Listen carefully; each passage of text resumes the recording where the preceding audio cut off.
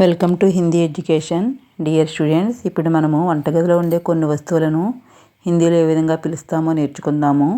రసోయి ఘర్ వంటగది, ఖిడకీ విండో కిటికీ, తవా పెనము, చిమట పట్టుకారు.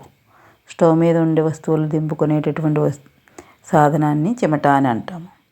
ఘడా కుండ, పాట్, గిలాస్ గ్లాసు, చూల్హా పొయ్యి, బర్తన్ పాత్ర, బౌల్ ప్యాలా, కప్, ఫల్ ఫ్రూట్స్, టోకరీ బుట్ట, థాలి ప్లేట్, చెమ్మచ్ చెంచా, స్పూన్.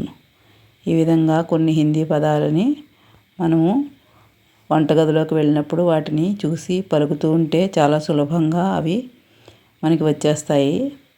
కావున అందరూ కూడా తప్పనిసరిగా నేర్చుకోవడానికి ప్రయత్నం చేస్తారని అనుకుంటున్నాను.